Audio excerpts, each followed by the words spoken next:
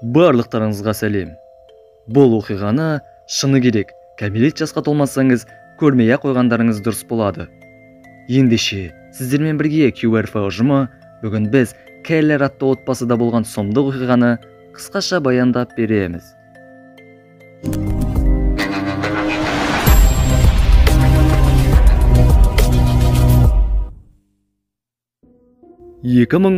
жылдың 22 сәуірі.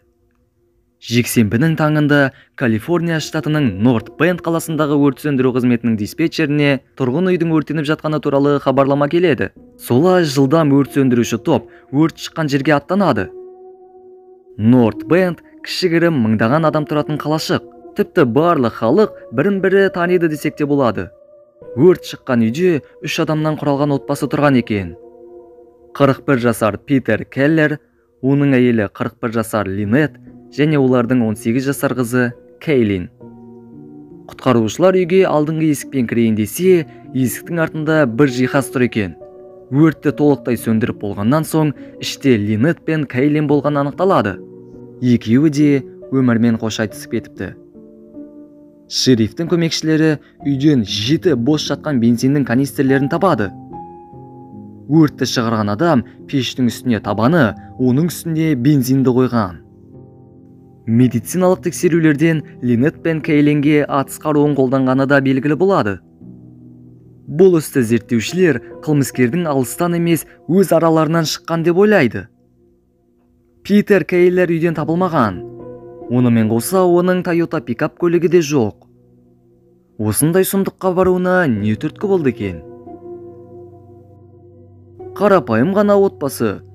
Олардың отау құрғанына 21 жыл болыпты. Достары мен туысқандарының айтуынша, ешқандай ұрыс-керіс, келіспеушіліктерді байқамаған. Бірақ іште болған нәрсе сыртқа шықпайды ғой.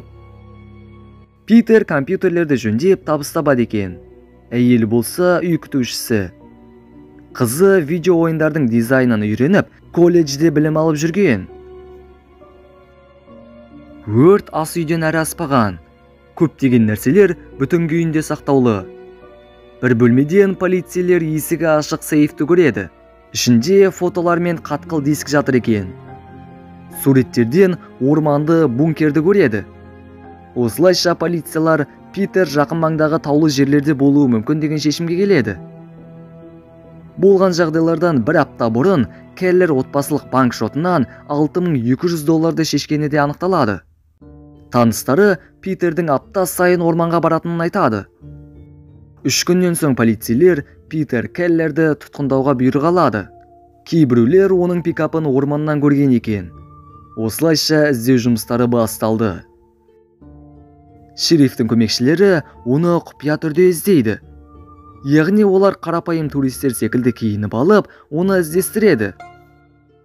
Бірақ олар әр жерді нақтылап қарап жүруге болмайды дейді. Бәлкім Питер бізді алыстан дүрбі арқылы бақылап отырса ше деген секілді ойлары болады.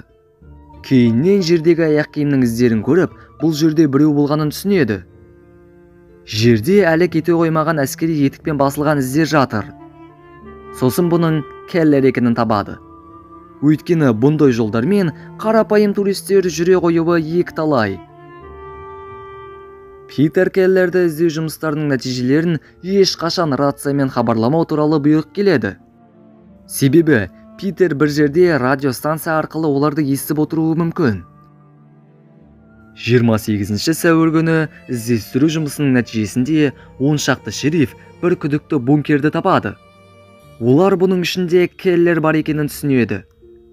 Бір жағынан есікті бұзып кіріп барсақ, ол қару қолдануы әбден мүмкін екенін де ескереді. Сол түні оны бақылап, іштен жарық өшіп жанғанын байқаған екен. Ол осының ішінде тығылуды бұрыннан жоспарлаған көрінеді. Ішінде байқауымызша өмір сүруге қажеттінің бәрі бар.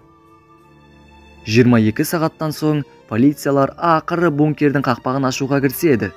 Қақпағын ашса, Келлер іште жатыр екен. Бірақ қару арқылы бұл өмірмен қоштасып кеткен. Бункердің ішінен полицейлер оның видео күнделігін табады. Видеода өзімен өзі сөйлесіп, өмірден шаршағанын айтады.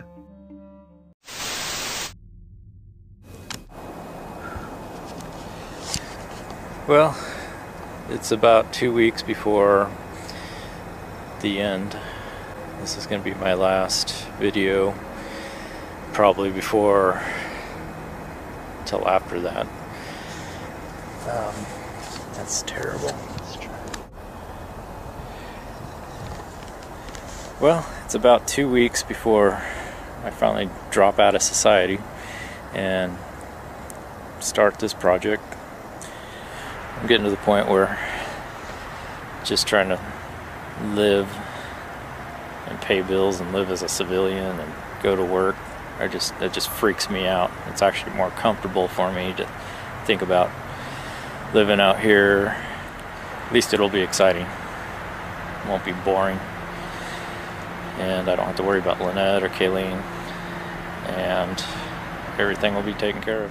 It's really good. Видео күнделікте Питер қарапайым өмірден жалыққанын айтады. Сонымен қатар, егер оны полицейлер тауып алғанның өзінде де не істейтінін жеткізген.